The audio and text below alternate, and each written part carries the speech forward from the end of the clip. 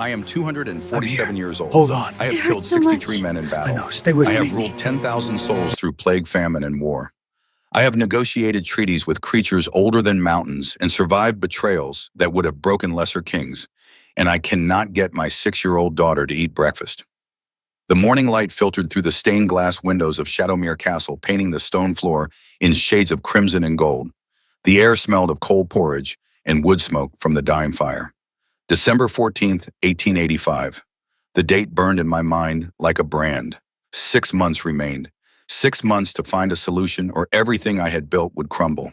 Winter sat at the table small and pale, her dark hair falling across a face that looked too much like her mother's. The porridge in front of her had gone cold an hour ago, congealing into gray paste. She hadn't touched it, hadn't spoken, hadn't even looked at me.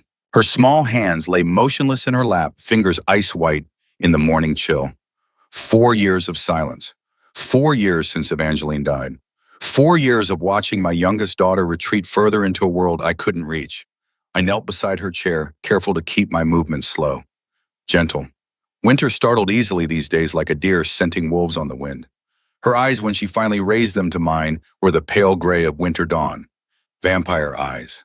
My eyes. But the fear in them was purely human. "Just a few bites, little one," I said quietly. "For me." She turned her face away. Behind me, Cassandra made a sound of disgust. 11 years old and already carrying the weight of a woman 3 times her age. My eldest daughter stood by the kitchen door with her arms crossed, red eyes flashing in the morning light. "She's not going to eat, Father. She never does when you ask." Cassandra's voice was sharp as broken glass. "I can handle this. I've been handling everything for 4 years." The words landed like blows, because she was right. Cassandra had been mother, sister, and keeper of household peace since the day Evangeline died.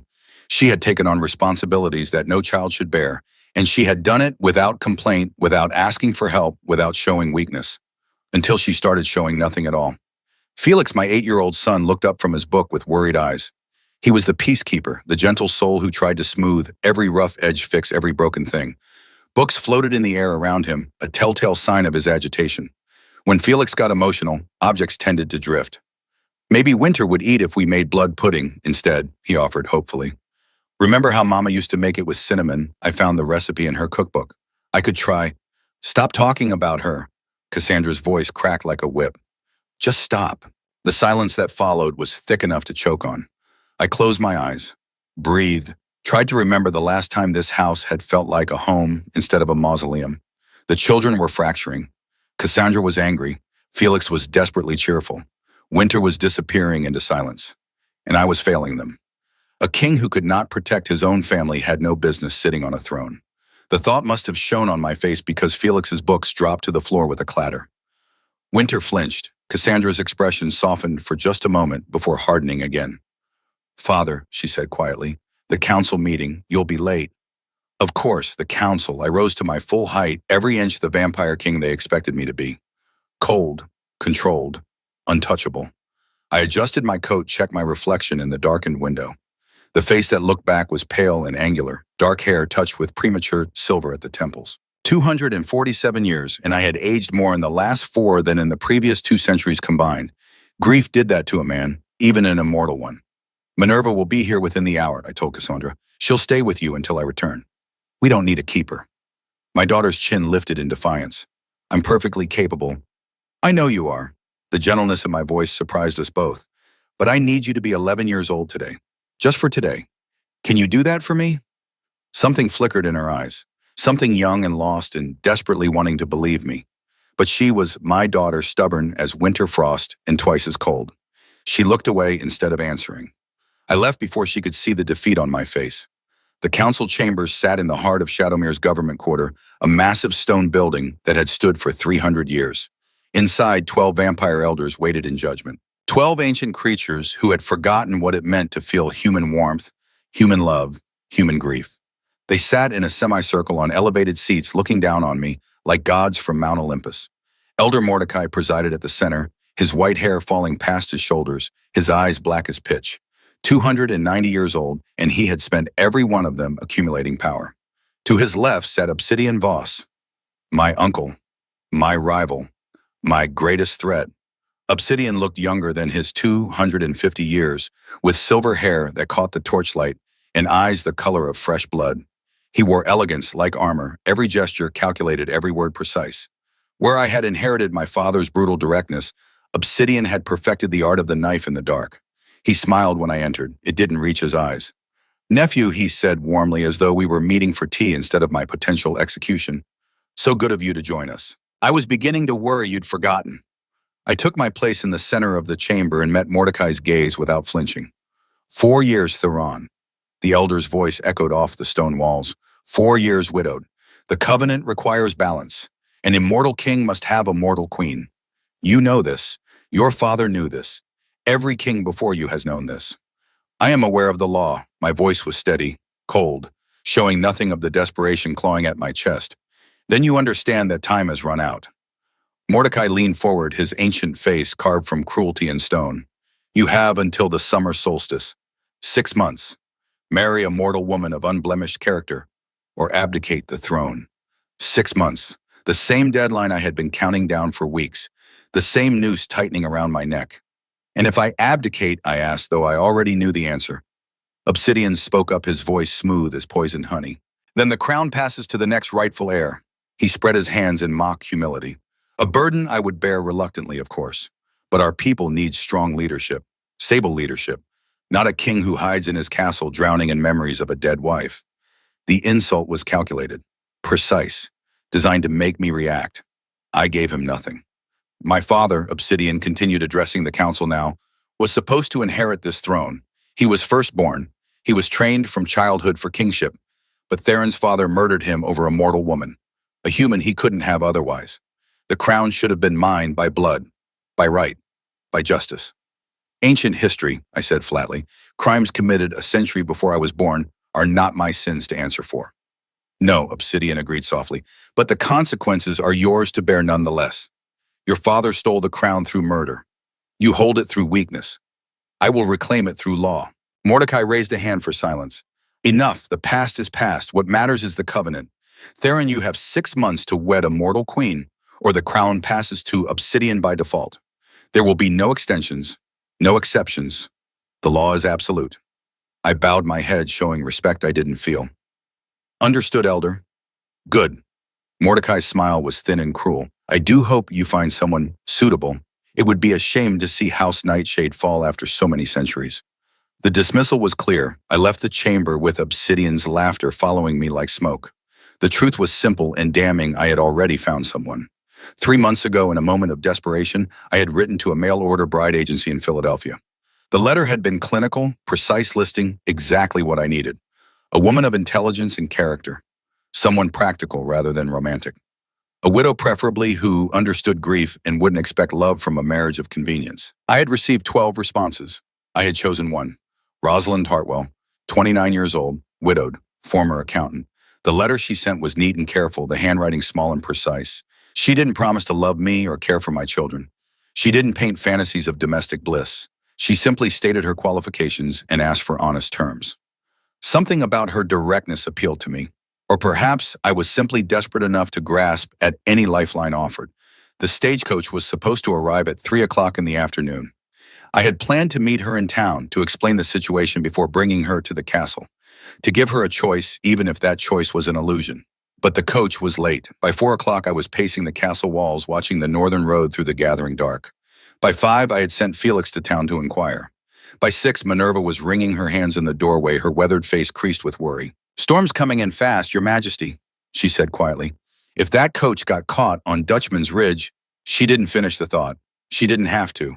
Dutchman's Ridge was a narrow mountain pass 12 miles north of Shadowmere, beautiful in summer, deadly in winter. If the coach had broken down there, if Rosalind was trapped in the storm— I was moving before I finished the thought. "Watch the children," I ordered Minerva. "I'll be back before dawn."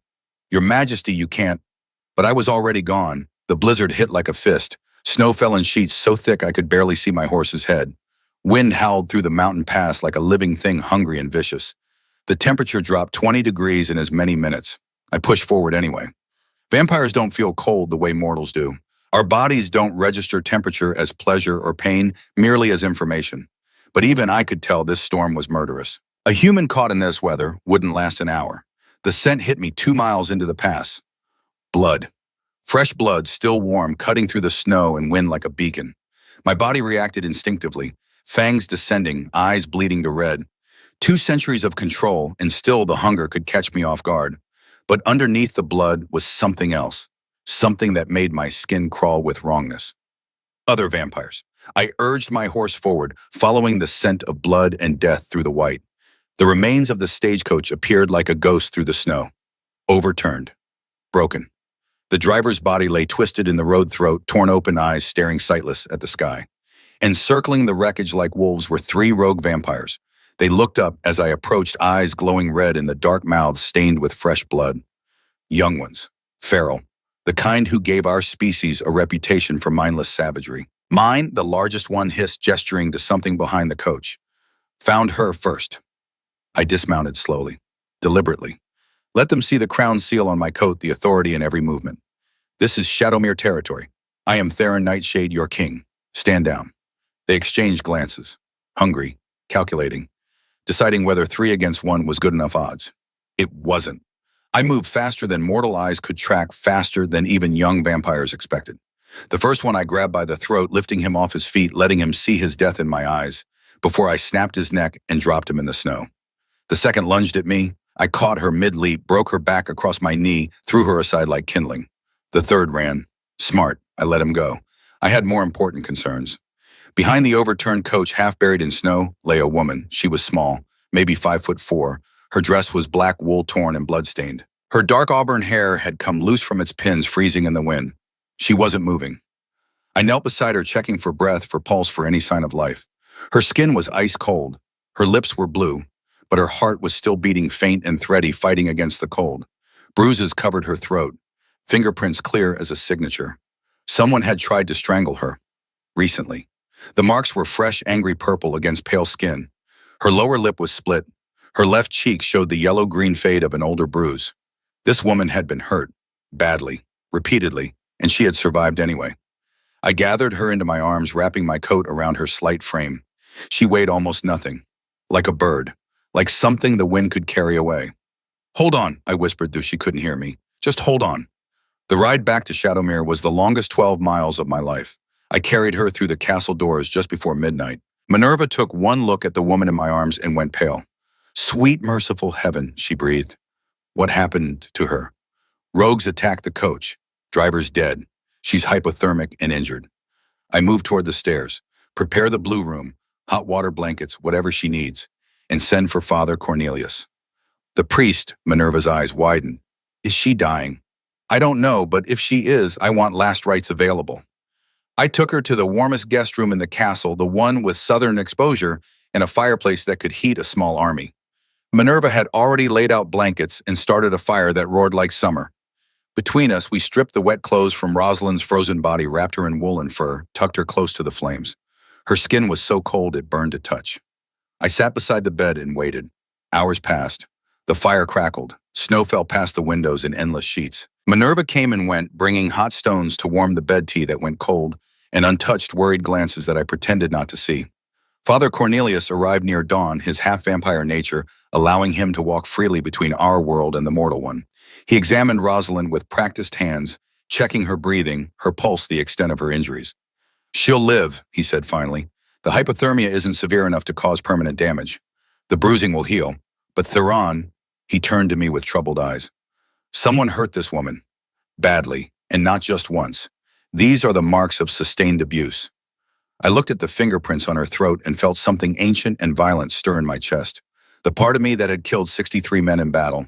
The part that remembered what it meant to be a monster. Who did this to her? I asked quietly. You'll have to ask her that yourself. Father Cornelius closed his medical bag. If she chooses to tell you. He left as the sun began to rise. I stayed, watching this stranger sleep. This woman I had chosen from a list like ordering supplies. This practical solution to my political problem. She looked nothing like Evangeline. Evangeline had been tall and golden, with laughter that filled rooms and warmth that could melt even my coldest moods. She had been sunshine and summer life and light. This woman was winter, pale and dark and silent, bruised and broken, but somehow still breathing. I wondered what kind of strength it took to survive whatever had left those marks. I wondered if she had any idea what she was walking into by coming here. I wondered if I should wake her and tell her to run while she still could. Instead, I sat in the chair by her bed and waited for her to open her eyes. She woke as the sun reached its peak. One moment unconscious, the next awake eyes flying open with the startled panic of someone who had learned to expect danger in sleep. Her first movement was defensive hands coming up to protect her face, body curling inward. "You're safe," I said quickly, keeping my voice low and steady. "You're in Shadowmere Castle. I'm Theron Nightshade. I found you in the snow." She stared at me. Green eyes, I noticed, the color of river glass, sharp and wary, and taking in every detail of her surroundings with the precision of someone who had learned that survival meant paying attention. Her gaze moved from my face to the room, to the door, to the windows, cataloging exits, measuring distances. Then back to me. "The driver," she said. Her voice was rough, damaged, like she'd been screaming or choking. "Is he dead? I'm sorry." She closed her eyes briefly. When she opened them again, they were dry, no tears. Just a kind of weary acceptance that spoke of too much loss, too many deaths, too many things she couldn't control. "The vampires," she said. Not a question, a statement. I went very still. "You saw them. 3 of them. Killed the driver. Came for me." She touched her throat, wincing at the pressure. "I ran. Didn't get far." "How much do you remember?" "Enough." She met my eyes directly and I saw the intelligence there. The quick mind that had impressed me in her letters. "You fought them. Killed at least one. Carried me here." Her gaze sharpened. "You're very strong, very fast, and you're not breathing." The observation was delivered calmly, clinically, like she was noting the weather. I had planned to ease into this, to explain carefully, to give her time to adjust before revealing the full truth. But Rosalind Hartwell was clearly not a woman who needed or wanted gentle lies. "I'm a vampire," I said simply. "King of Shadowmere territory. You're in a castle full of my kind. The children I told you about in my letters are half vampire. This entire region is governed by covenant law, which means I rule both mortal and immortal subjects." I waited for the screaming, the panic, the desperate flight that would end with her throwing herself out a window or begging to leave. Instead, she said, "You didn't mention that in your letters." "No, ma'am." "Why not?" "Because I needed you to get on the stagecoach. And I assumed if I led with, 'Hello, I'm a vampire king who needs a mortal wife for political reasons,' you would have declined the offer." The corner of her mouth twitched, almost a smile. Sensible assumption. We looked at each other for a long moment. She should have been terrified. She should have been demanding escape protection, anything other than this strange calm. "May I ask you something?" she said finally. "Of course." "The bruises on my neck." She touched them again carefully. "Did you—" "No." The word came out harder than I intended. "The driver had similar injuries. The rogues like to play with their food before feeding. But I didn't touch you. I wouldn't." She studied my face with those sharp green eyes, reading truth or lies in whatever she found there. "All right," she said. "Just that. All right." Like she had decided to trust me, or at least pretend to. And that was the end of it. The bedroom door opened. Minerva bustled in, carrying a tray of food, then stopped dead when she saw Rosalind awake. "Oh, thank the saints," she breathed. "I was so worried." She set the tray down and moved to the bed, fussing with pillows and blankets like a mother hen. "How are you feeling, dear? Are you warm enough? Hungry? I've brought soup and bread. Nothing heavy, you understand, but you need to eat something." "Minerva," I said gently, "give her space to breathe." The old housekeeper stepped back, wringing her hands. "Of course, Your Majesty. Forgive me. It's just—" her voice dropped. "Those marks on her throat. What monster would do such a thing?" Rosalind's expression shuddered, walls going up behind her eyes faster than a portcullis dropping. "My brother-in-law," she said flatly. "Emmett Creed, after my husband died." The words fell into silence like stones into deep water. Minerva made a sound of pure rage. "He ought to be horsewhipped." "No, that's too kind. He ought to be—" "Minerva," I said again more firmly. "Perhaps you could bring fresh tea." She looked between us, reading the tension, the need for privacy. "Of course, I'll be just downstairs if you need anything." When she was gone, I turned back to Rosalind. She was staring at the fire, her face carefully blank. "You don't have to tell me," I said quietly. "It's your story, your pain. You don't owe me explanations. I came here to marry you." Her voice was as empty as her expression. "You should know what you're getting. My husband, Virgil Creed, was a confidence man. He cheated people out of their savings and used our family name to do it. When he died drunk, fell down the stair, broke his neck, his brother Emmett took over the household, took the business, took me." She touched her throat again, an unconscious gesture. Emmett told everyone I had helped Virgil with the swindles. He forged documents proving it, had me arrested. I ran before they could take me to trial. She finally looked at me. There might be people looking for me, Mr. Nightshade. Federal marshals, bounty hunters. If that's a problem, it's not a problem, I said. And it's your majesty, not Mr. Nightshade. Though you may call me Theron if you prefer. Theron, she tested the name like a foreign word. Greek means hunter. My father had pretensions, another almost smile, and Rosalind means gentle horse. My mother had hopes. We sat in silence for a moment, two strangers bound by necessity and circumstance, neither of us knowing quite what to say. I should tell you about the offer, I said finally. The real one, not the sanitized version I put in the letter. Please, my sovereign. I stood and moved to the window looking out over the snow-covered valley. My kingdom, my prison. Vampire law requires balance. An immortal king must have a mortal queen. It's called the Covenant, and it's been in place for 1,000 years. My wife died 4 years ago. I have 6 months to remarry, or I lose the throne. To whom? Well, my uncle, Obsidian Voss. I search for words. Complicated. His father was supposed to inherit the crown. My father killed him to prevent it. Obsidian has spent 200 years planning revenge. And you think he'll be a worse king than you? It wasn't a question. I know he will be. He's cruel, corrupt. He sees mortals as food and resources, nothing more. If he takes the throne, this territory will become a nightmare. Rosalind was quiet processing. So you need a wife, any wife, as long as she's human and technically married to you. Yes. And in exchange, a room with a lock, wages, protection, 2 months to decide if you want to stay. If you don't, I'll pay your passage anywhere safe. I turned to face her. I won't force you, Rosalind. I won't lie to you. I won't pretend this is a love match or anything other than what it is, a business arrangement. But I will keep you safe. That I can promise. She looked at me for a long time. I could see her mind working, weighing options, calculating odds. This was a woman who had survived an abusive marriage and a murderous brother-in-law. She wasn't going to make decisions based on emotion or hope. I need to see the children, she said finally. Before I decide anything, I need to meet them. Of course. And your financial records. If I'm going to be queen even on paper, I want to know the state of the kingdom. I blinked. My what? Your books, ledgers, tax records, income and expenses. She sat up straighter, wincing slightly. I was an accountant, remember? It's what I do. And if someone's trying to take your crown, they're probably doing it through money as much as politics. The idea had never occurred to me. You want to audit my kingdom. I want to understand it. There's a difference. She pulled the blankets closer. In my experience, the truth is always in the numbers. People lie. Documents don't. At least not well. I found myself almost smiling. You're an unusual woman, Rosalind Hartwell. I'm a survivor, Your Majesty. There's a difference. The children met her that afternoon. I had warned them, of course. Explained that a guest was recovering from the attack. That she might stay. That they should be polite and not ask intrusive questions about her injuries. Felix absorbed this with wide-eyed fascination. Cassandra with cold suspicion. Winter with silence.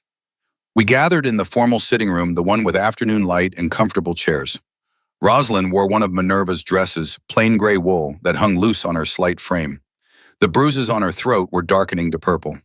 She moved carefully like someone whose body hurt, but refused to show it. Felix was the first to approach, bouncing on his toes with barely contained energy. Books floated around his head like planets orbiting the sun. You're the lady from Philadelphia. I looked it up in Father's atlas. It's 842 miles from here. That's a very long way. Did you ride the train? I've never been on a train. Father says maybe when I'm older. Do you like trains? I think they're fascinating. All that steam and engineering. There's a book about locomotives in the library. I could show you if you want. Do you like books? What's your name, Father said, Rosalind. But that's very formal. Can I call you Rose? My name is Felix. I'm 8. I can make things float, but only small things. Watch. A teacup lifted off the side table and drifted toward her. Felix, I said quietly. Breathe. He blushed and the teacup dropped. Rosalind caught it before it hit the floor, her reflexes quick as a cat's. She set it down carefully and smiled at my son. Hello, Felix. Yes, you may call me Rose. And I would very much like to see that book about locomotives. Felix beamed like she had given him the sun. Cassandra stood by the fireplace with her arms crossed, her expression carefully neutral. She looked so much like Evangeline it hurt. Same bone structure, same stubborn chin, same way of holding herself when she wanted to appear stronger than she felt. You don't have to pretend, my daughter said flatly. We know why you're here. Father needs a wife to keep his crown. You need money and protection. It's a transaction. We're not children. You don't have to act like you care. The words were meant to hurt, to push away before she could be left again. Rosalind looked at my daughter for a long moment. Then she said, You're right. I don't know you. I don't know what you like or what makes you laugh or what scares you at night. I can't replace your mother. I wouldn't try. But I can promise you this, I don't make promises I can't keep. And I don't lie to children. Everyone lies, Cassandra shot back. Not everyone. Not about the things that matter. Rosalind's voice was gentle but firm. Your father told me about your mother, about how much you loved her, about how much you miss her. That loss is yours to keep. I'm not here to take it away or tell you to move on or any of the useless things people say when they don't know what else to do. Cassandra's mask cracked, just slightly, just enough. Then why are you here? Because I was drowning and your father offered me a lifeline. Because I have skills that might be useful and nowhere else to use them. Because running gets tiring after a while. She looked at me, then back at Cassandra. And because maybe if I stay, I can help. Not as a replacement, just as someone who knows what it's like to lose everything and keep going anyway. My daughter stared at her. For a moment, I thought she might cry, might break down the walls she had spent 4 years building, might let herself be 11 years old and scared and grieving instead of strong and angry and alone. Instead, she turned on her heel and left the room. The door closed with careful precision. Not a slam. That would have shown too much emotion. Felix looked stricken. I'm sorry, she's not always like this. She's just protecting herself, Rosalind finished quietly. I understand. Winter had been sitting in the corner the entire time so still I had almost forgotten she was there. She watched Rosalind with those huge gray eyes, taking in every word, every gesture, every breath. Rosalind noticed her now, turned slowly carefully like approaching a wild thing. Hello, she said softly. You must be Winter. My daughter didn't respond, didn't move, just watched with that unnerving intensity that made visitors uncomfortable. Rosalind didn't push, didn't try to force a connection. She simply reached into her pocket and pulled out something small. A rag doll, worn and faded, missing one button eye. I found this in the wreckage of the coach, she said. I thought perhaps it might belong to you. Winter's eyes widened. She looked at me, then back at Rosalind. Slowly, so slowly, she stood and crossed the room. Her small hand reached out, took the doll, pressed it to her chest. For the first time in 4 years, my youngest daughter's face showed something other than fear. She didn't speak, but she didn't run away either. Rosalind smiled. I'm glad she found her way back to you. Winter looked up at her. Then in a gesture that made my breath catch, she reached out and touched Rosalind's hand. Just for a moment. Just long enough to say thank you in the only language she had left. Then she disappeared back to her corner, clutching the doll like a lifeline. That evening, I found Rosalind in my study, surrounded by 5 years' worth of financial records. She had reorganized my entire office. Papers that had lived in chaotic piles now sat in neat stacks organized by year and type. Ledgers lay open across the desk, covered in her small, precise handwriting. She had created a system of colored tabs and cross-references that made my head hurt to look at. You've been busy, I observed. She didn't look up from the invoice she was examining. These numbers are wrong. I beg your pardon. The blood tax records from the northern villages. Someone's been overcharging significantly. She held up the document. Look, 4 years ago, the annual tax for Millbrook was 600 sovereigns. Last year, it was 2,400. But the population hasn't increased. Production hasn't increased. Nothing justifies this spike except systematic theft. I moved closer, looking over her shoulder. She was right. The numbers didn't make sense. Show me. She did. Page after page of inflated taxes, padded invoices, mysterious fees that appeared and disappeared without explanation. A pattern of systematic theft that had been happening for years, right under my nose. How long has this been going on? I asked. At least 4 years, since right after... She stopped. Since right after Evangeline died. Rosalind nodded. I'm sorry, I didn't mean to. No, you're right, that's when it started. I sank into the chair across from her. I was grieving, not paying attention. Someone took advantage. Do you know who? I thought about the council meeting, about Obsidian's smile, about the territories he had been collecting one by one through mysterious foreclosures and convenient bankruptcies. I have suspicions. Then we need proof. She turned back to the ledgers. Real proof, documentation, a trail we can follow to its source. Why are you doing this? I asked quietly. You've been here less than a day. You don't owe me anything. You could walk away. She finally looked up. Her green eyes met mine, and I saw something in them I recognized. The same thing I saw in the mirror every morning. Determination, stubborn, relentless determination to survive no matter what. I ran from Philadelphia with 11 cents and a wanted poster with my face on it, she said. I have nowhere else to go. No family left who would claim me. No future except what I build myself. So I might as well build it here. At least your monsters are honest about being monsters. We're not all monsters. No, a slight smile. Some of you are just very complicated men who happen to drink blood. Despite everything, I laughed. Fair assessment. She returned to her work. I watched her for a moment, this strange woman who had walked into my life through a blizzard and immediately started reorganizing my kingdom. Rosalind, thank you for what you said to Cassandra about not replacing Evangeline. Her hands stilled on the papers. I meant it. I'm not here to be anyone's mother. I'm not qualified for that role. You returned Winter's doll. Common decency, nothing more. Winter hasn't let anyone touch her in 4 years, and she let you. Rosalind looked up, surprised. You didn't notice? She paused. I thought she was just being polite. Winter doesn't do polite. Winter does silence and distance and fear. What she doesn't do is reach out and touch strangers. I leaned forward. Whatever you did, however you did it, you got through to my daughter in 5 minutes. That matters. She was quiet for a long moment, absorbing this. I'll stay, she said finally, for the 2-month trial. I'll help you with the investigation. I'll try not to make things worse with the children, and we can see where it leads. No promises. No promises, she agreed. I held out my hand. She took it. Her skin was warm against my cold palm. Living warmth. Human warmth. Something I had forgotten I missed. Welcome to Shadowmere, Rosalind Hartwell. Thank you, Your Majesty. We shook on it, a bargain sealed. A partnership formed from necessity and desperation and the faint, fragile hope that maybe, just maybe, we could survive what was coming.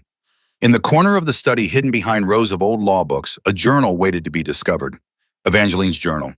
The one she had kept hidden in the months before her death. The one that held secrets neither of us was ready to learn. But that revelation would come soon enough. For now, we had work to do, and 6 months to save a kingdom. By the 3rd week in Shadowmere, I had learned 3 things about Rose Hartwell. First, she reorganized chaos the way other people breathed. Every morning, I found my study transformed papers, categorized ledgers, cross-referenced evidence, mounting in neat, damning stacks. She worked with the precision of a surgeon and the relentlessness of Winter. Second, she had won Felix's eternal devotion. My son followed her everywhere, chattering about locomotives and asking her to explain mathematics that made my head spin. She never showed impatience, never dismissed his questions, just answered with the same careful attention she gave my kingdom's finances. Third, she was thawing Cassandra, slowly, grudgingly. My eldest daughter still bristled at Rose's presence, still watched her with suspicious eyes. But the walls were developing cracks. Small things. Cassandra accepting help with mending without argument, asking Rose's opinion on a book, sitting at dinner without finding an excuse to leave early. In Winter. Winter watched from doorways, silent but present, clutching that rag doll like an anchor. 3 weeks of forgetting, sometimes for hours at a time, that this was supposed to be a business arrangement. The villages needed me. That became clear the moment Rose finished her audit and laid the evidence across my desk like weapons in an armory. Maps marked with red pins showing territories bleeding money. Ledgers documenting a systematic theft so elaborate it could only have been orchestrated by someone with intimate knowledge of how kingdoms fell.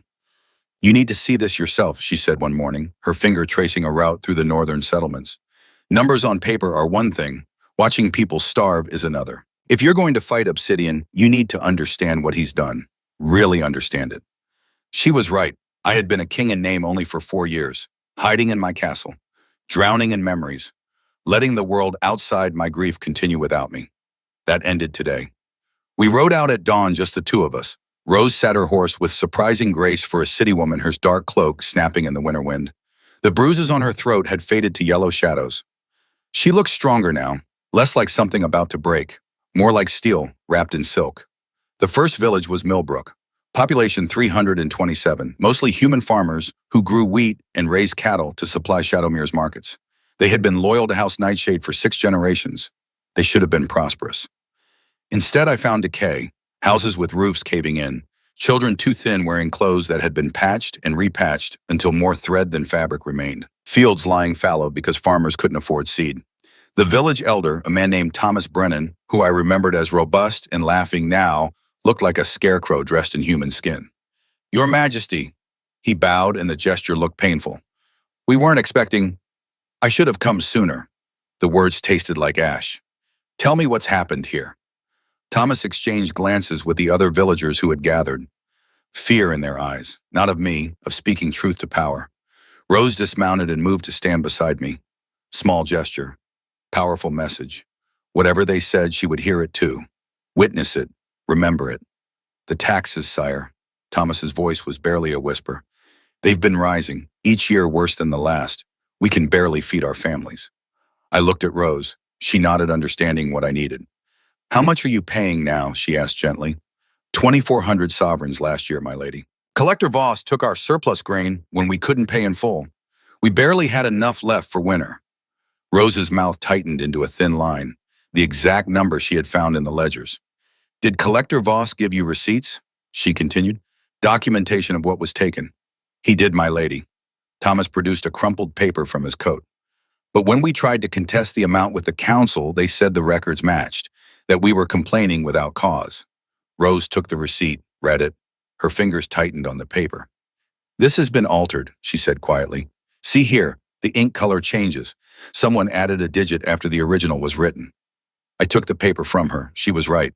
The forgery was subtle but visible once you knew to look for it. How many villages has this happened to? I asked.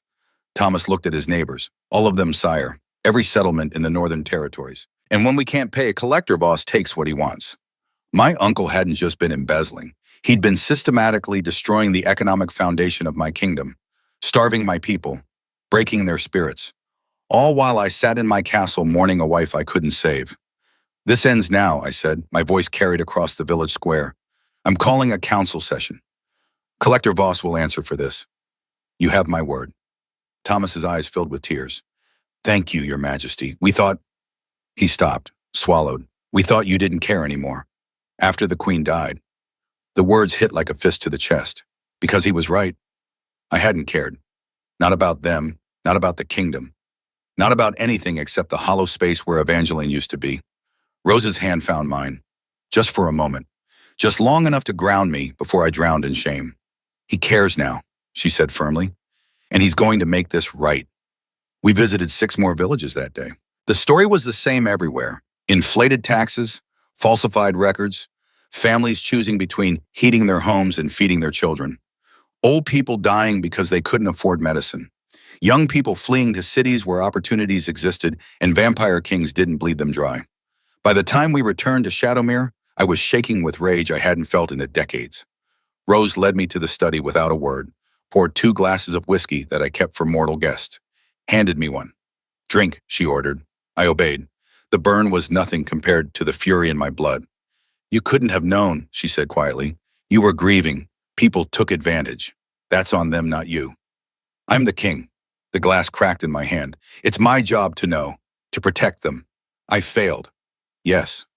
No sugarcoating, no gentle lies. You did fail them. For 4 years, you let your grief matter more than their survival. That's unforgivable. I looked at her, this woman who had been beaten and betrayed and hunted, who still somehow found the strength to speak hard truths. But she continued, setting down her own glass. You're here now. You're seeing it. You're choosing to fight. That counts for something, not enough to erase 4 years of neglect, but enough to start making it right. How? The word came out broken. How do I make this right when Obsidian has the council in his pocket? You get proof they can't ignore. You expose the pattern. She pulled out her organized stacks of evidence. I've documented everything. Receipts from 12 villages. Comparative analysis showing the forgeries. It's thorough, Theron. Even the council can't dismiss this. I wanted to believe her, but I knew my uncle better than she did. Knew how he operated in shadows and suggestions. Knew how he turned truth into doubt and doubt into dismissal. He'll find a way around it, I said. He always does. Then we find harder evidence. Rose's eyes gleamed with fierce intelligence. Every criminal keeps records. The real ones. We just need to find where he's hidden his. The woman was brilliant and possibly insane. I loved both qualities equally. The council session convened 3 days later. I stood in the center of that ancient chamber with Rose at my side and evidence stacked on the table between us. 12 vampire elders looked down from their elevated seats like gods preparing to pass judgment. Elder Mordecai presided with his usual cold disdain. You've called an emergency session, Theron. This had better be worth interrupting the winter recess. It is. I kept my voice level, controlled.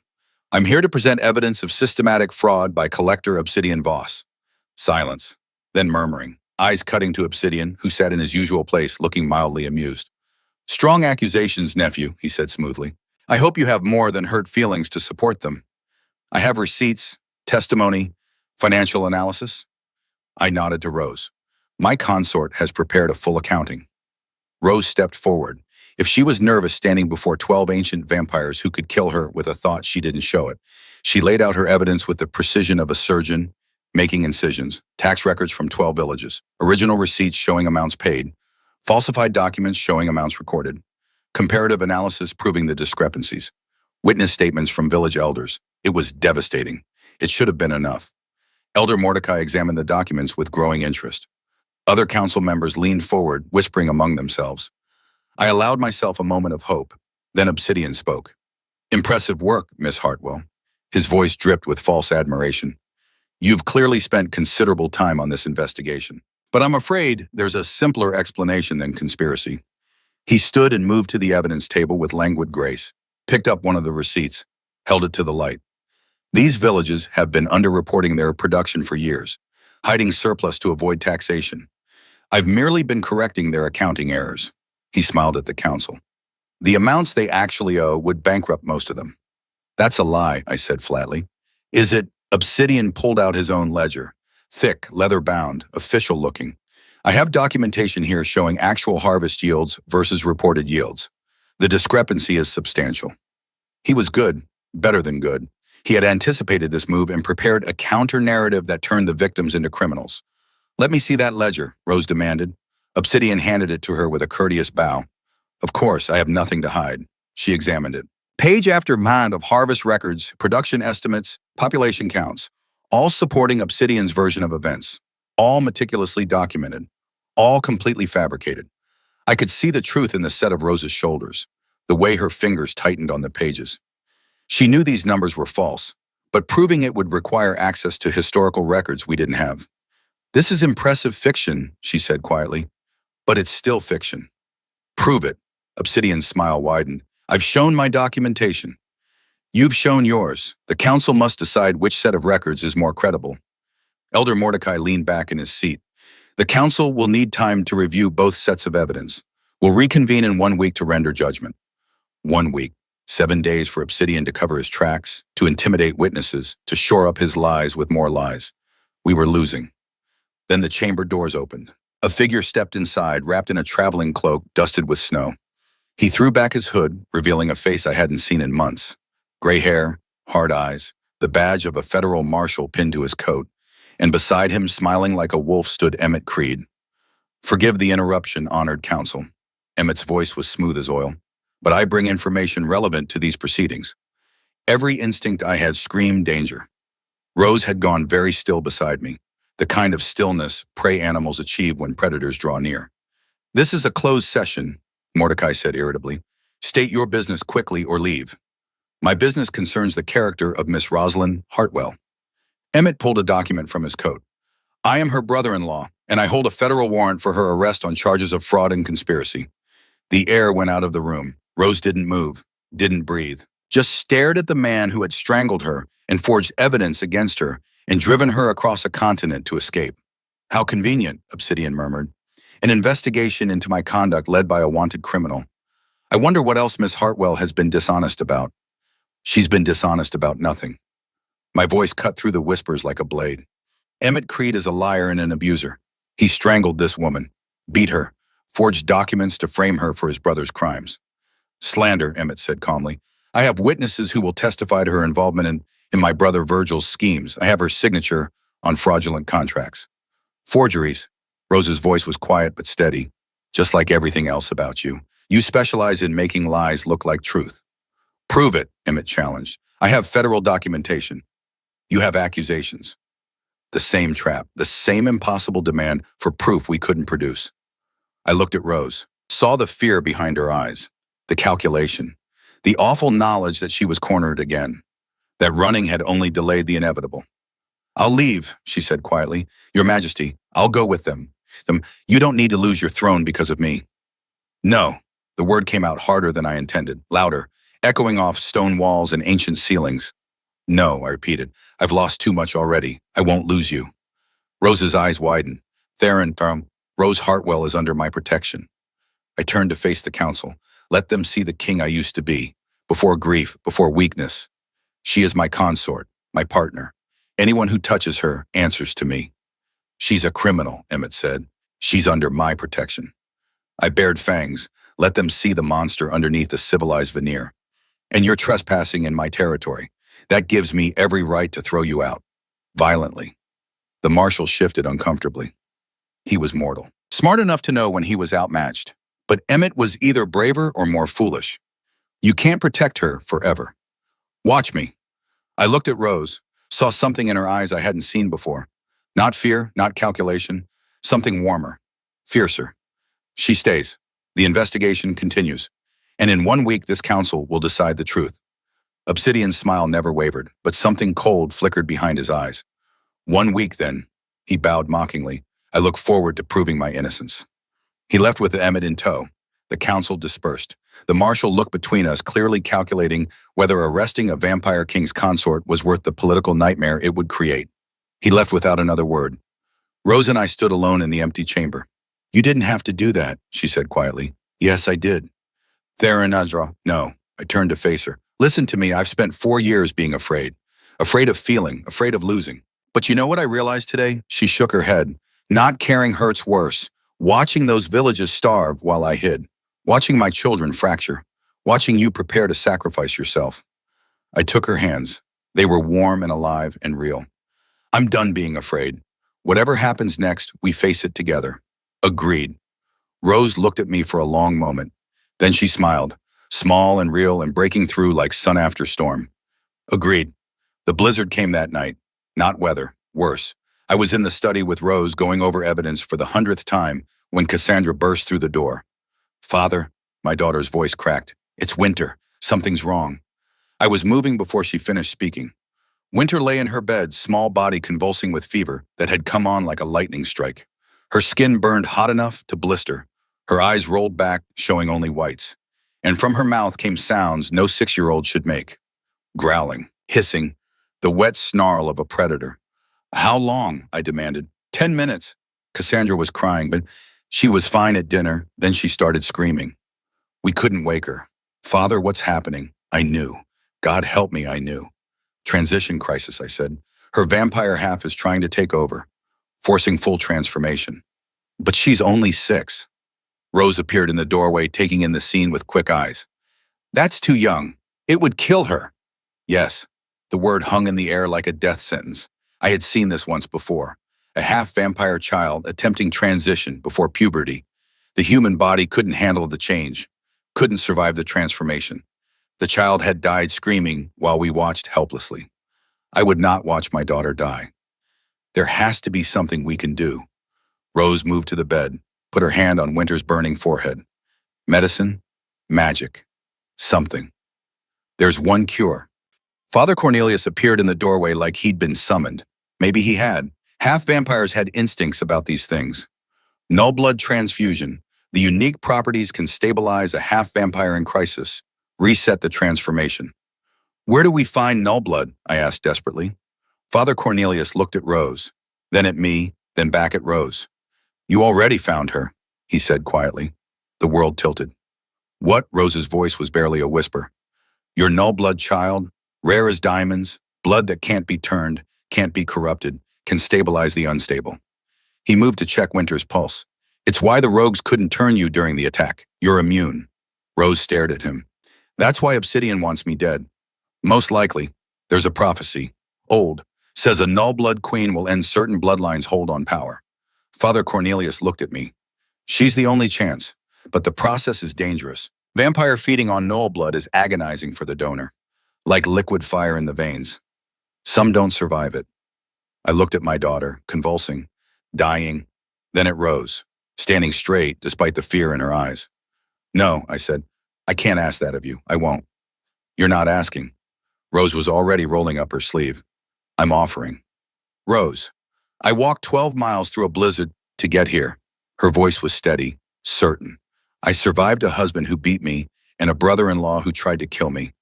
I can survive this too. You don't understand. I grabbed her shoulders. The pain is worse than anything you've experienced. And if something goes wrong, then we'll deal with it. But if we don't try, Winter dies. And I didn't come all this way to watch another child lose their mother. She looked at Winter, then back at me. Let me save her, Theron, please. In her eyes, I saw something that made my ancient heart crack open. Not just courage, love. This woman who owed us nothing, who had been here 3 weeks, who had every reason to run. She loved my daughter enough to risk death for her. All right, I whispered, but I'm staying with you, every second. I wouldn't have it any other way. She settled beside Winter's bed, offered her wrist. Tell me what to do. Father Cornelius prepared the ritual with practiced efficiency. Herbs to ease pain that wouldn't be eased. Prayers to gods who probably weren't listening. Winter positioned carefully in Rose's lap. When she starts feeding, don't pull away, he instructed. The transfusion needs to complete. Can you do that? Rose nodded. I knelt beside them, took Rose's free hand in mine. Let her know I was there, would stay there, no matter what came next. Winter's eyes opened. Red, feral, vampire. Her fangs descended, and she bit. Rose screamed. The sound tore through me like shrapnel. I held her tighter as her body arched in agony. As whatever was happening inside her veins played out in expressions of pain too terrible to witness. Winter drank, small throat working, tiny hands clutching Rose's arm like a lifeline. And Rose held her, through the fire, through the agony, through pain that would have made grown men beg for death. She held my daughter and she didn't let go. I watched her face, memorized every line of suffering, promised myself that if she survived this, I would spend the rest of my existence making sure she never regretted it. Almost there, Father Cornelius murmured. Just a little more. Rose's eyes rolled back. Her breathing stuttered. For one terrible moment, I thought we'd lost her. Then Winter released her, fell back against the pillows with a sigh that sounded almost peaceful. The fever was gone. Her skin cooled to normal temperature. Her breathing evened out. Color returned to cheeks that had been chalk white moments before. And Rose collapsed in my arms. I held her while she shook, while aftershocks of pain rolled through her body, while she gasped for air like drowning. You're all right, I whispered against her hair. You're safe. You did it. She's going to be all right. Rose's fingers dug into my coat, holding on, anchoring herself.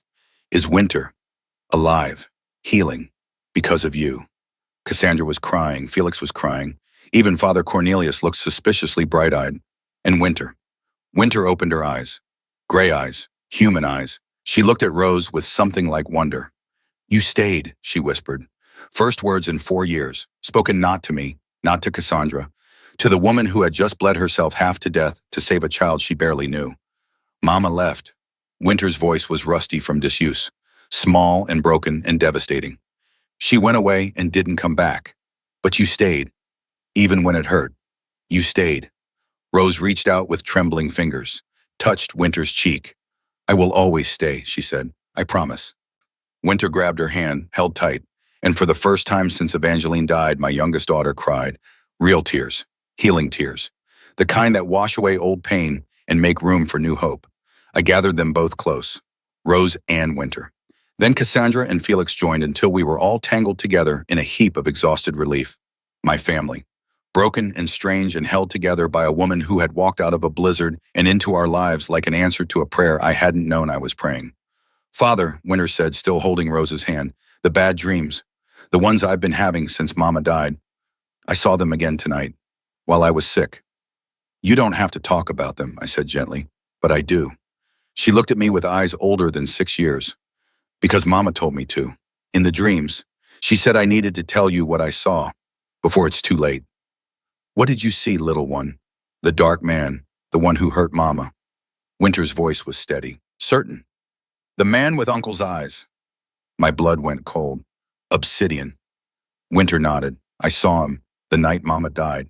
I was supposed to be sleeping, but I heard noises. I followed, and I saw him. He hurt her, bit her, drank and drank until she stopped moving. Then he threw her away like garbage. The room went silent. 4 years. 4 years of not knowing, of investigating, of suspecting everyone and no one. 4 years of Obsidian sitting across from me at council meetings, offering condolences, helping plan memorials for the wife he murdered. Why didn't you tell me? My voice cracked. Sweetheart, why didn't you say anything? I tried. Tears streamed down Winter's face. But every time I opened my mouth, the words wouldn't come. Like something was stuck. Like speaking would make it real. So I stopped trying. I stopped talking. I thought if I never said it out loud, maybe it would go away. Trauma. Deep, soul-crushing trauma that had stolen my daughter's voice for 4 years. Rose held Winter closer. You're so brave, she whispered. So impossibly brave. And now you've told us. Now we know. Now we can do something about it. I looked at Father Cornelius. He nodded grimly. Vampire compulsion, he said, subtle, planted during the feeding, making the child unable to speak about what she witnessed. Obsidian covered his tracks thoroughly. Obsidian, my uncle, my blood, the man who had killed Evangeline not out of passion or accident, but as part of a calculated plan to take my throne. Something inside me transformed. I had been surviving, existing, moving through the world like a ghost, no more. Rose, I stood, helped her to her feet. I need you to do something for me. Anything. I need you to figure out where Obsidian keeps his real ledger, the one with all his actual crimes recorded, because we're not waiting for the council to decide. We're not playing by his rules anymore. You're going to break into his estate. Yes. And steal his evidence? Yes, Rose smiled. When do we leave? You think I'm letting you do this alone? She touched my face. You just publicly declared me your consort, protected me from Emmett, held me through the worst pain of my life. We're in this together, Theron. All of it. I kissed her. Couldn't help it. Couldn't stop it. Just pulled her close and pressed my mouth to hers and tasted courage and stubbornness and something that felt dangerously like love. When we broke apart, she was smiling. So that's a yes to the breaking and entering, she asked. That's a yes to everything. We spent 2 days planning. Rose used every resource at her disposal. Old property records showing the layout of Obsidian's manor, servant schedules, guard rotations, the movements of a man who thought himself untouchable. He's meticulous, she said, marking routes on a hand-drawn map. Everything documented, everything controlled, which means the ledger will be somewhere secure but accessible. His studied, I said, is second floor, south wing. He has a safe hidden behind a portrait of our grandfather. How do you know? Because I have the same safe, in the same location. Family tradition. Rose laughed despite everything. Vampires in your dramatic flair. The night we chose was moonless, dark as pitch, perfect for monsters to move unseen. I left Minerva in charge of the children with strict instructions to bar all doors and let no one inside until we returned. Cassandra hugged me fiercely before we left. Felix made me promise to come back. Winter pressed her rag doll into my hands. For luck, she whispered. Mama always said dolls keep the bad dreams away. I tucked it inside my coat, over my heart. Then Rose and I rode into the dark. Obsidian's manor sat on the eastern edge of Shadowmere, a sprawling estate that had belonged to his father before him. Beautiful in daylight, sinister at night, we approached from the back through gardens gone wild with winter. Remember, Rose whispered, I'll keep watch. You get the ledger, in and out. Agreed. I moved like smoke, silent, invisible. 200 years of practice made infiltration second nature. The window to Obsidian's study was unlocked. Arrogant, or a trap. I slipped inside. The room was exactly as I remembered. Dark wood, leather chairs, the portrait of our grandfather glaring down from above the fireplace. I moved to it, found the hidden latch, swung the painting aside. The safe sat revealed. Combination lock. I could crack it given time. I didn't have time. Hello, nephew. The lights blazed on. Obsidian stood in the doorway, smiling, like he'd been waiting for this moment his entire life. I was wondering when you'd come, he said. Took you longer than expected. Grief really did make you slow. I turned to face him, dropped any pretense of civility. You killed Evangeline. I did. No denial, no shame. Beautiful woman, but necessary. Why, because your father killed mine over a mortal woman 100 years ago. Because House Voss was supposed to rule. Because everything you have should have been mine. He moved closer. I've spent a century planning this, building power, waiting for the perfect moment to take everything from you the way it was taken from me. So you murdered my wife, traumatized my daughter, starved my people. Rage turned my vision red, all for revenge over something that happened before I was born. Family debts pass through generations, Theron. Obsidian's smile widened. Speaking of which, how is little Winter? I heard she had a terrible fever. Did she survive? He knew. Of course he knew. She spoke, I said. Told me everything. How you drained Evangeline. How you compelled Winter to silence. Compulsion breaks eventually. I knew the risk. He pulled out a knife. Silver. Vampire killing silver. The real question's whether your new little consort will survive what comes next. You're not touching her. I already have. Obsidian gestured to the window. My men collected her 5 minutes ago. My heart stopped. Rose. I lunged for the window. Obsidian moved faster. The knife slashed across my ribs, silver burning like acid. I stumbled back, blood soaking through my shirt. Did you really think I wouldn't prepare for this? Obsidian laughed. Outside, I heard Rose scream. Real scream, not imagined.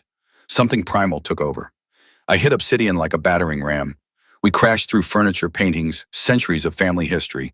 He was old, strong, skilled. But I was desperate, and desperation made me vicious. We fought through the study, into the hall, downstairs that cracked under vampire strength, trading blows that would have killed mortals. Silver knife versus raw fury. He cut me. I broke his arm. He snapped my collarbone. I shattered 3 of his ribs. Blood everywhere. Ours mixed. Family blood spilling for family sins. You can't win, Obsidian gasped. Even if you kill me, the council has evidence against you. You lose no matter what. Then I'll lose fighting. I grabbed the knife, wrenched it from his hand. Silver burned my palm to bone. Didn't care. Drove it toward his heart. He twisted. Knife buried in his shoulder instead. He screamed, stumbled back, and Winter appeared behind him. My 6-year-old daughter, small and pale in her nightgown, eyes glowing with ghost sight that let her see the dead. Mama says hello, she whispered. Obsidian turned, and Evangeline was there. Not really, not physically, but Winter's gift made her visible, made her real enough. My dead wife, beautiful and terrible, eyes full of righteous fury. She reached out with translucent hands, touched Obsidian's face, and whatever she showed him made him scream like a damn thing. I didn't waste the opportunity. Grabbed him, snapped his neck. Not enough to kill a vampire, but enough to stun. Then I dragged him to the window, threw him through glass and frame and wood, sent him tumbling into snow and darkness. Run to the council, I shouted after him. Tell them what happened. Tell them I'm coming. I turned to Winter. What are you doing here? You were supposed to stay home. Rose needed help. My daughter pointed to the garden. She's down there with bad men. Mama's ghost showed me the way. I ran, found Rose surrounded by 3 of Obsidian's guards. She was fighting. God help me, she was fighting with a knife she must have stolen in fury that rivaled my own.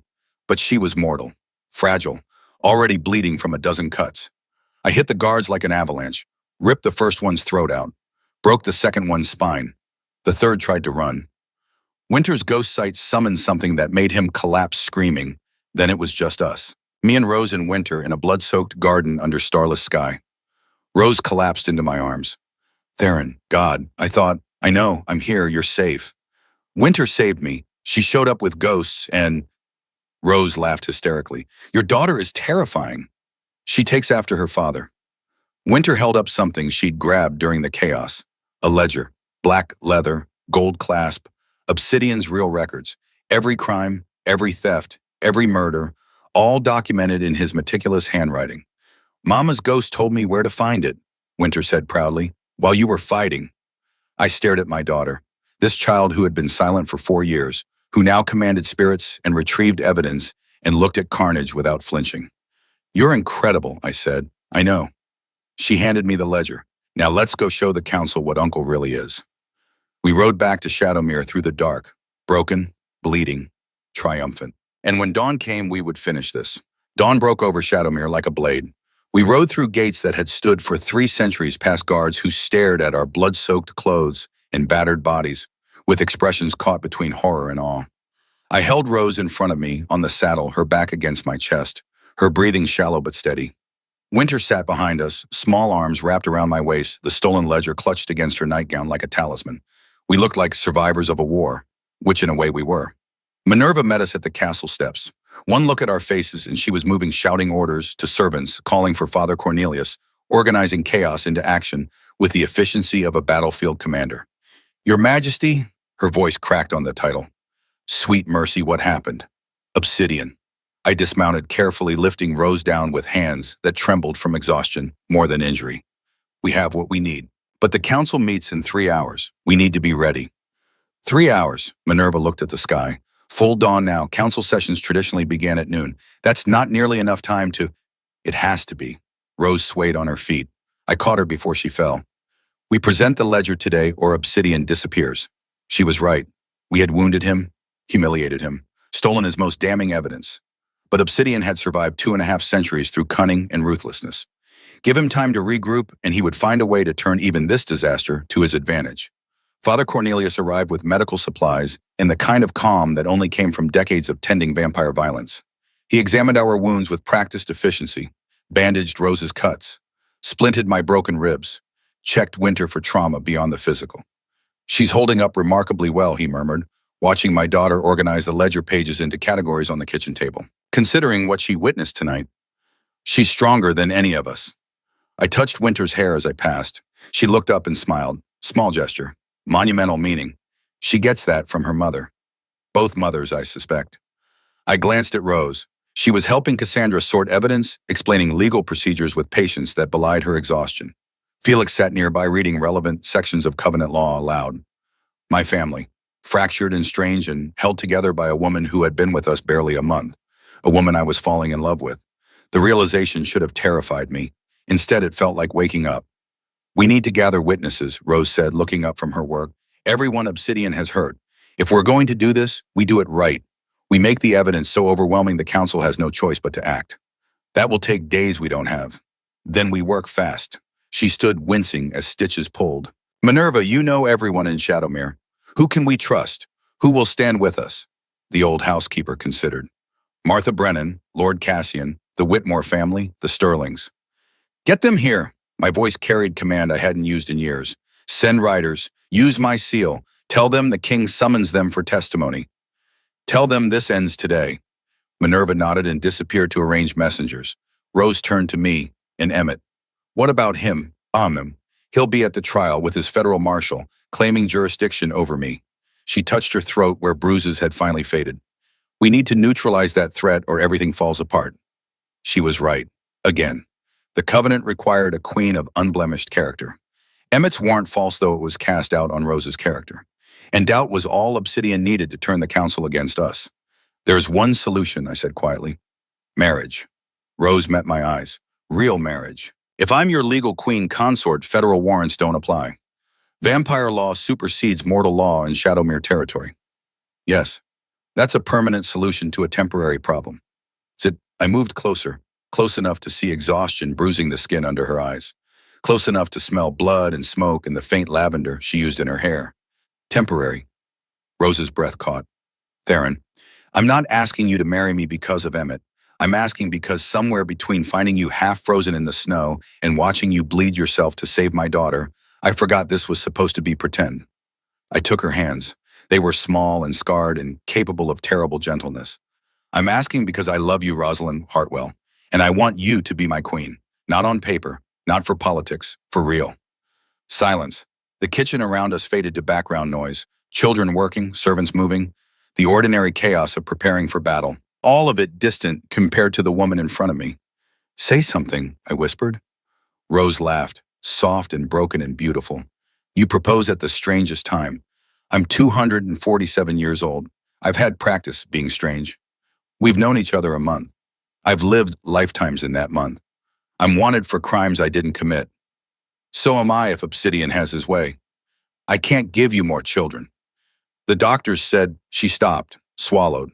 Virgil made sure of that. The confession landed like a blow. I had wondered why she never mentioned children of her own, why she spoke of her marriage with such careful emptiness.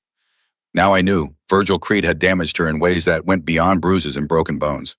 I have 3 children, I said gently, who adore you, who need you, who would be devastated if you left. That's enough. More than enough. Your counsel can accept it or challenge me. I'm done letting fear of loss control my decisions. I pulled her closer. You walked through a blizzard to get here. You saved my daughter's life. You stood beside me against my uncle and your abuser. If that's not the definition of a queen, I don't know what is. Tears tracked down Rose's cheeks. I'm terrified. Of what? that this is real, that I'm allowed to have this, that it won't be taken away the moment I let myself believe. I understood that fear, had lived with it for 4 years. The fear that loving meant losing, that opening your heart meant giving the world ammunition to destroy you. I can't promise nothing will ever hurt us, I said. I can't promise we'll live forever without pain or loss or grief, but I can promise that whatever comes, we face it together. No more hiding, no more surviving when we should be living. Rose looked at me for a long moment, then she kissed me, soft and fierce and tasting of salt tears and something that felt dangerously like hope. When we broke apart, she was smiling through the crying. Yes, she whispered, I'll marry you today, right now, before I lose my nerve. You've never lost your nerve in your life. Then before you come to your senses and realize you could do better. Impossible. I kissed her forehead, her cheeks, the corner of her mouth that curved when she was trying not to smile. You're already the best thing that's ever happened to me. Winter appeared beside us holding 2 rings she'd apparently been hiding in her nightgown pocket. Mama's rings, she said quietly. She told me to keep them. For when Father found someone new, someone who would love us even though we're strange and broken and half vampire. The rings gleamed in morning light, simple gold bands, nothing fancy, everything meaningful. Your mother, my voice cracked. Evangeline knew. Ghosts know things. Winter pressed the rings into Rose's hand. Mama says you're perfect, and that she's happy Father found someone who fights as dirty as she did. Rose laughed and cried and pulled Winter into a hug that encompassed both of us. My family, broken and strange and more real than anything I'd known in years. We should get married before the council session, Rose said, practical, even in the middle of an emotional moment. Make it legal before Emmett can object. Agreed. I looked at Father Cornelius. Can you perform a covenant ceremony in the next hour? The priest smiled. For you, your majesty, I can perform one in the next 20 minutes. We married in the castle chapel. No time for elaborate preparation. No grand ceremony with hundreds of witnesses. Just us and the children and Minerva and a handful of servants who had watched me grieve for 4 years and now watched me choose life again. Rose wore the same gray dress from earlier bloodstains, scrubbed out but still visible in certain light. I wore my council robes, formal black, that made me look every inch the vampire king. We looked like warriors getting married between battles, which again was accurate. Father Cornelius stood before the altar with his prayer book and his half-vampire wisdom, and the kind of smile that suggested he'd been waiting for this moment since Rose first arrived. Dearly beloved, he began, we are gathered in the sight of gods and witnesses to join Theron Nightshade and Rosalind Hartwell in the sacred covenant of marriage. The words were old, Adon, traditional, spoken over countless vampire mortal unions throughout centuries, but they felt new in my mouth. Theron Nightshade, Father Cornelius turned to me. Do you take this woman as your queen, your consort, your partner in all things mortal and immortal? Do you swear to protect her, honor her, and love her until final death claims you both? I do. The words came easier than breathing. With everything I am. Rosalind Hartwell, he turned to her. Do you take this man as your king, your husband, your partner, in all things mortal and immortal? Do you swear to stand beside him, challenge him, and love him until final death claims you both? Rose's voice was steady, strong. I do, with everything I have. Then by the power vested in me by covenant law and divine grace, I pronounce you wed.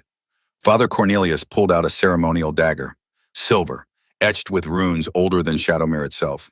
The blood binding if you're willing. The traditional vampire wedding included blood sharing, a literal mingling of mortal and immortal. It wouldn't turn Rose, her null blood prevented that, but it would create a bond deeper than mere legal contract. It was also optional. I looked at Rose, gave her the choice. She held out her hand without hesitation. Father Cornelius made a small cut across her palm, then mine. We pressed them together, blood to blood warmth, to cold mortal to immortal. The bond snapped into place like a string pulled taut. I felt her, not just physically, but deeper. Her heartbeat, her breath, the fierce determination that kept her standing despite exhaustion, the love that she was still afraid to name, but felt nonetheless. You may kiss your bride, Father Cornelius said with barely concealed amusement. I didn't need to be told twice. This kiss was different from the desperate ones we'd shared before. This was promise, commitment, the kind of kiss that said forever and meant it. When we broke apart, Winter was crying happily. Felix was grinning. Cassandra was trying to look unaffected and failing miserably. Welcome to the family, Rose, my eldest daughter said quietly. Really welcome, not just staying in the spare room welcome. Rose pulled her into a hug. Thank you for letting me in. You broke in. We just stopped trying to kick you out. They laughed. And something that had been broken in my family for 4 years finally started healing. Minerva produced champagne from somewhere. We toasted to new beginnings and second chances and the strange paths that led broken people to each other. Then the clock struck 11. 1 hour until the council session. 1 hour to organize testimony and evidence and witnesses who were still riding hard to reach Shadowmere in time. 1 hour to prepare for a battle that would determine the future of the kingdom. Rose squeezed my hand. Ready. With you beside me always. We left the chapel as husband and wife, king and queen, partners in every way that mattered. And if the universe was kind, we'd live long enough to enjoy it. The council chamber filled like a storm gathering. I had never seen it so crowded. The traditional 12 elders sat in their elevated seats, but below them, packed every noble family I had summoned, every village elder who could make the journey, every person Obsidian had wronged over his 2 centuries of calculated cruelty. They stood in rows, silent, waiting. A jury of peers who had already decided the verdict and just needed the trial to make it official. Obsidian arrived fashionably late. He wore elegance like armor, despite the broken arm I'd given him and the silver burns that hadn't finished healing. His entourage included hired muscle and expensive lawyers and an air of superiority that suggested he still believed himself untouchable. Emmett Creed walked beside him. The sight of Rose's abuser standing with my uncle made something violent uncoil in my chest. They had coordinated this, planned it. 2 predators working together to destroy the people who threatened their power. Not anymore. Elder Mordecai called the session to order, then with 3 strikes of his gavel, the sound echoed off ancient stone like judgment itself. We reconvened to address accusations of fraud and embezzlement against Collector Obsidian Voss. His black eyes swept the crowd. This is highly irregular. Council sessions are typically closed to. This is a matter of public interest, I interrupted. Every person in this room has been affected by the crimes we're here to discuss. They have a right to witness. You overstepped Theron. I'm exercising my right as king to demand transparency, or has the council forgotten that we serve the people, not the other way around? Murmuring through the ranks of witnesses. Agreement, support, the kind of energy that came from years of silent suffering, finally given voice. Mordecai's mouth tightened. Very well, present your evidence. I stepped forward. Rose moved with me, a united front. She carried the ledger. I carried the weight of 4 years' worth of negligence that ended today. Members of the council, I began. My consort uncovered evidence of systematic fraud, tax inflation, falsified records, embezzlement on a scale that has devastated dozens of communities. The pattern pointed to one individual, Collector Obsidian Voss. Obsidian stood. We've been through this, nephew. I provided documentation. That you're a liar. Rose's voice cut through his like a blade. Every document you presented to this council was fabricated, but you made a mistake. She held up the ledger. Black leather, gold clasp, Obsidian's own handwriting. You documented your real crimes, every bribe, every theft, every murder, all recorded because you couldn't help yourself. You had to keep score. The color drained from Obsidian's face. That ledger is private property, he said. Obtained illegally. From your estate where you were holding my wife hostage, I said flatly. After you sent assassins to kill us. After you murdered Evangeline. Nothing about this is legal, Uncle. So let's stop pretending law matters to you and start discussing justice. Rose opened the ledger, read entries aloud, dates and amounts and names of nobles who had mysteriously lost their territories, villages that had been bled to bankruptcy, bribes paid to council members. That last one caused an uproar. 3 elders named in the ledger tried to flee. Guards blocked the doors. The crowd pressed closer, angry and demanding, and finally seeing the scope of Obsidian's corruption laid bare. This proves nothing, Obsidian snarled. Faked evidence. Then let's add eyewitness testimony. I gestured to the crowd. Lord Cassian, tell the council what happened. A vampire noble stepped forward, ancient, respected, furious. Obsidian Voss approached me 6 years ago with a loan offer. Generous terms, I accepted. 2 years later, he claimed I had defaulted. Showed documents proving debt I didn't owe. When I contested, he called in enforcers. They burned my manor, killed my servants, took everything. Lord Cassian's voice shook with barely contained rage. I've been living in exile ever since, waiting for someone to finally stand up to him. And you, Martha Brennan. Rose looked at the elderly woman standing near the front. Tell them about your husband. Martha's voice was steady despite tears. My husband Henry paid our debt to Obsidian in full. Got a receipt signed by Obsidian himself. Then 3 months later, Obsidian claimed we still owed. We couldn't fight it. Henry died of the stress. I lost everything. She held up a crumpled paper. But I kept the original receipt, proof that Obsidian collected a debt already paid. More testimonies followed, a dozen voices, a dozen stories, all painting the same picture of a predator who had spent decades preying on the vulnerable while the council looked the other way. Finally, I called Winter forward. My 6-year-old daughter walked to the center of the chamber with her head high and her rag doll clutched in one hand. She looked impossibly small in that vast space full of ancient vampires, immortal witnesses, and the weight of history. But she didn't flinch. Winter Nightshade, I said gently, tell the council what you saw, the night your mother died. Winter's voice was clear, steady, the voice of a child who had carried silence for 4 years and was finally free. I saw Uncle Obsidian kill Mama. The chamber exploded, shouting, denials, Obsidian lunging forward before guards restrained him. Winter continued over the chaos. I was supposed to be sleeping, but I heard noises. I followed, and I saw him. He bit Mama, drank and drank until she stopped moving. Then he threw her away like garbage, like she didn't matter. The child is lying, Obsidian roared. She's been coached. She's been silent for 4 years, Father Cornelius interrupted. Compulsion planted during your feeding, making her unable to speak what she witnessed. I examined her myself. The magical signature matches your power, Obsidian. There's no denying it. I pulled out one final piece of evidence, Evangeline's journal, found in the study days ago, hidden in plain sight. My wife knew you were investigating something dangerous, I said to the council. Her last entries mention Obsidian asking about null blood, about Winter's ghost site, about powers that could threaten established bloodlines. I opened to the final page. Her last words were these, O knows about the prophecy. He's going to kill me to prevent it. If you're reading this, I'm already dead. Don't let him win. Silence, the kind that preceded avalanches. Elder Mordecai looked at the evidence, at the ledger, at the crowd of witnesses, at Obsidian restrained by guards and radiating hatred. Obsidian Voss, he said slowly, you stand accused of regicide, embezzlement, fraud, assault, conspiracy. How do you answer? For a moment, I thought Obsidian would maintain his facade, continue denying, play the political game he'd mastered over centuries. Instead, he laughed. How do I answer? He shook off the guards, straightened his coat, looked at me with eyes full of ancient hatred. I answer that your father murdered mine over a mortal whore, that House Voss was robbed of its rightful inheritance, that every crime you accuse me of was justice for that original sin. My father's crimes aren't mine to answer for. No, but his legacy is yours to bear. Obsidian's mask finally cracked. You want to know why I killed Evangeline because she was null blood? Because the prophecy said a null blood queen would end my bloodline's power. Because if I couldn't have the throne, I'd make damn sure you suffered for holding it. And the embezzlement, building a war chest, gathering allies, preparing for the day I could take everything from you the way it was taken from me. He looked at the council. I regret nothing. I'd do it all again. The only thing I regret is not killing you when I had the chance. Confession. Complete. Unambiguous. Damning. Elder Mordecai's face hardened. Obsidian Voss, you have confessed to regicide before witnesses. You have admitted to decades of fraud and corruption. You have shown no remorse. This council has no choice. The gavel struck 3 times. You are found guilty on all charges.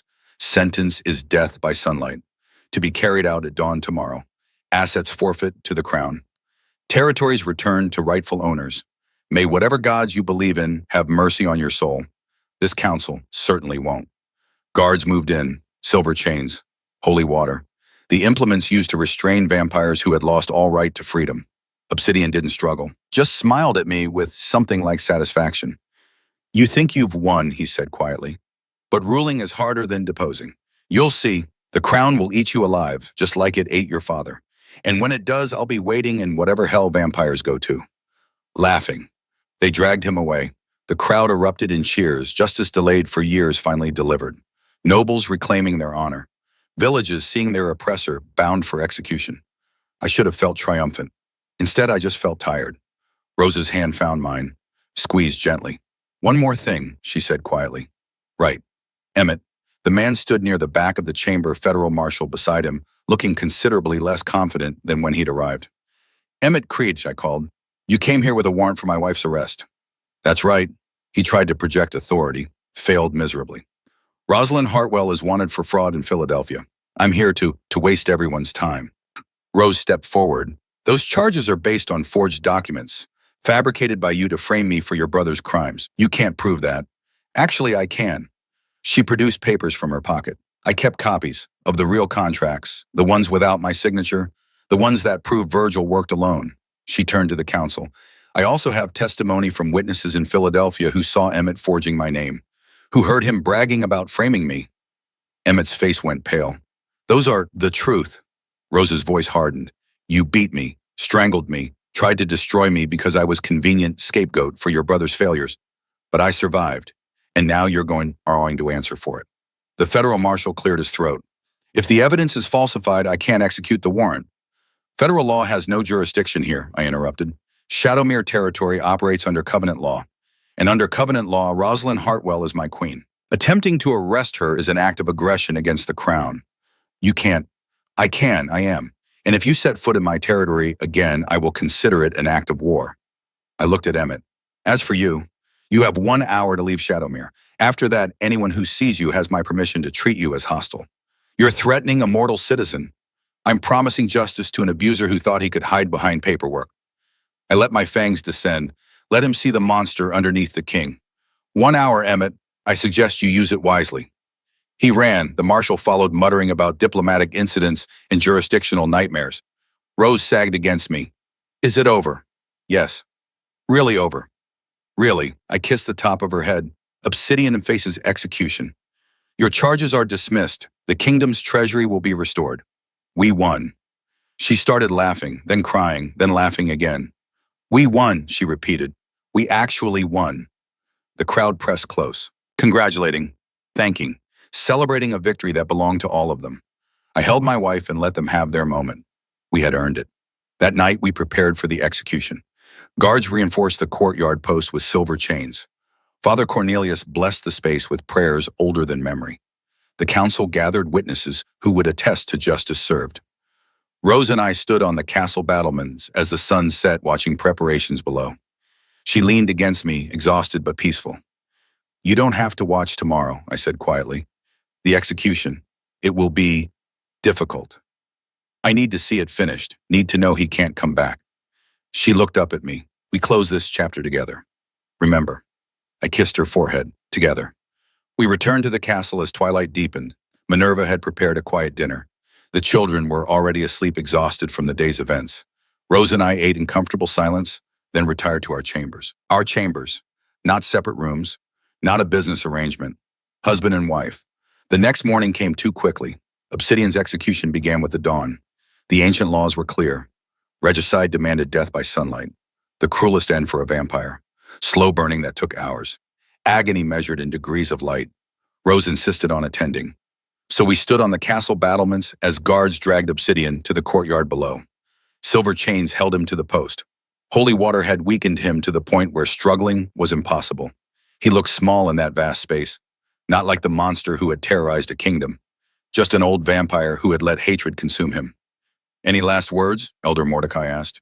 A courtesy extended even to the condemned. Obsidian looked up at me, smiled. The crown will destroy you, nephew, just like it destroyed your father. Just like it destroyed me. That's what happens to House Nightshade. We're cursed to hurt the people we love in pursuit of power. Then I'll break the curse, I said quietly. Good luck with that. The sun broke over the eastern mountains. First light touched his skin. Smoke rose, then flames, then screaming that echoed off stone walls and made even hardened vampires flinch. Rose turned away, buried her face in my coat. I'm glad he's dying, but I can't watch. I held her, watched for both of us, because someone had to witness. Someone had to remember that justice, even righteous justice, came with a cost. Obsidian Voss burned for 3 hours. When it was over, nothing remained but ash and chains. The vampire who had killed my wife, terrorized my daughter, and nearly destroyed my kingdom was gone. I should have felt relief. Instead, I just felt sad, for the man Obsidian could have been, for the century of hatred that had poisoned everything he touched, for the cycle of violence that had claimed my grandfather, my father, my uncle, and nearly claimed me. It's over, Rose whispered. Yes. What happens now? I looked at the crowd dispersing below. Nobles reclaiming territories, villagers planning reconstruction, a kingdom beginning to heal. Now, I said, we rebuild. 6 months later, the gardens of Shadowmere bloomed for the first time in living memory. Rose had planted them in the spring. Night-blooming jasmine, moonflowers, shadow roses, things that thrived in darkness and turned twilight into beauty. The castle that had felt like a tomb for 4 years now felt like a home. I found her there on a warm June evening, kneeling in the dirt with soil on her hands, laughing at something Winter had said. My youngest daughter sat beside her, chattering away about the ghosts in the garden. Happy ghosts, she insisted, the kind that made flowers grow. Cassandra was nearby with a book, actually reading instead of pretending to read while brooding. Felix chased butterflies with a net he'd made himself, naming each one after locomotives. My family, healed, whole, happy. Your Majesty, Rose looked up, shading her eyes against the setting sun. Shouldn't you be reviewing petitions or attending council meetings? I delegated. You can't delegate everything. Watch me. I settled beside her in the dirt, uncaring that my formal robes would be ruined. Besides, the Queen does all the real work anyway. She laughed. Smart man. The months since Obsidian's execution had been busy. Territories returned, taxes corrected, villages rebuilt with funds from the Crown Treasury. Rose had organized it all with ruthless efficiency while I handled the political side. We made a good team. Better than good. The council wants to talk about succession, I said. Already, you're mortal, I'm not. They're concerned about what happens when... I stopped. Couldn't finish that sentence. Rose touched my face. When I die and leave you alone again. Yes. What did you tell them? That we'll address it when necessary. That I'm not interested in planning your death while you're sitting in my garden very much alive. I caught her hand, pressed a kiss to soil-stained knuckles. That I choose to live into the present instead of mourning a future that hasn't happened yet. Wise king. Desperate king. There's a difference, Wyman. She kissed me, soft and warm and tasting of earth and growing things.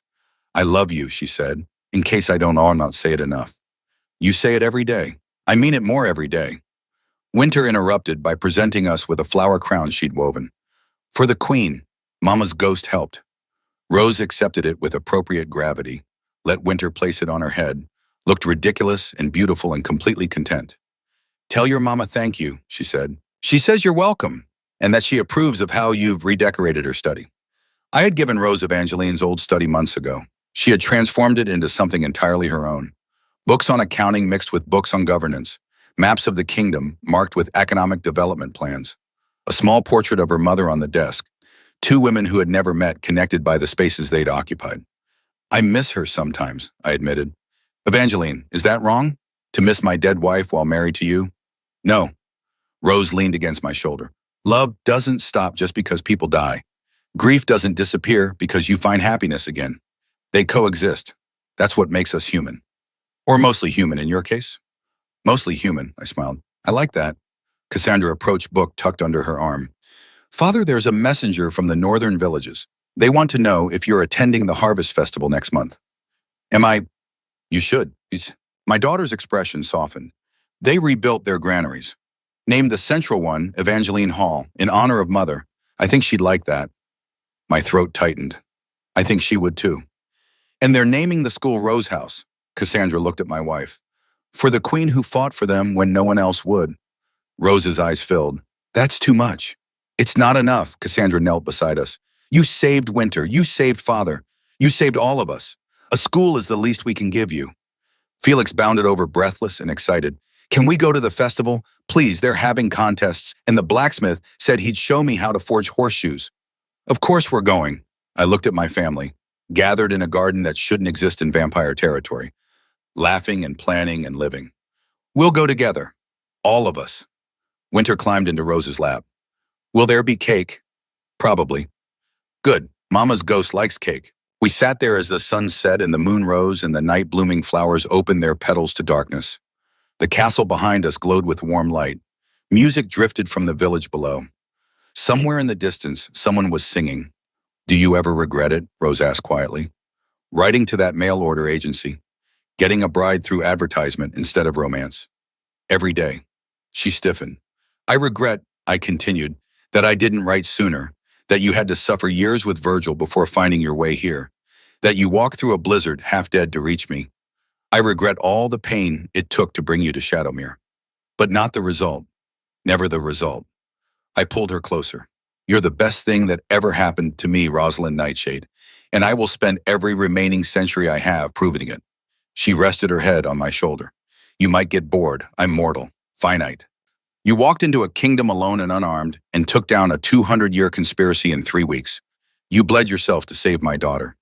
You stood before the council and demanded justice. There is nothing ordinary about you. Sweet talker. Truthful husband.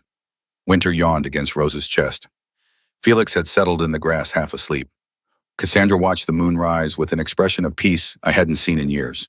This was the future Obsidian said would destroy me. This quiet moment, this gentle happiness, this choice to love despite knowing love could hurt. But he was wrong. Love wasn't weakness. Love was walking through a blizzard for a stranger who needed you. Love was fighting monsters to protect children who weren't yours by blood, but became yours by choice. Love was building gardens in dark places and teaching flowers to bloom at night. Love was sitting in the dirt with your family and calling it perfect. Come on, I said, standing and lifting Winter into my arms. Let's get these children inside before they fall asleep in the roses. Rose gathered Felix. Cassandra collected gardening tools. We walked back to the castle together, a strange little family held together by choice and courage, and the stubborn refusal to let darkness win. Inside, Minerva had prepared dinner. The kitchen smelled of bread and roasted vegetables and the kind of warmth that turned houses into homes. We ate together, laughed together, told stories and made plans, and existed in the ordinary magic of being alive. And later, after the children were asleep and the castle was quiet, Rose and I stood at our bedroom window overlooking the kingdom. Lights twinkled in the valley below. Stars burned overhead. The world turned on indifferent to the small dramas of vampires and mortals and the impossible love that bound them. Thank you, Rose said. For what?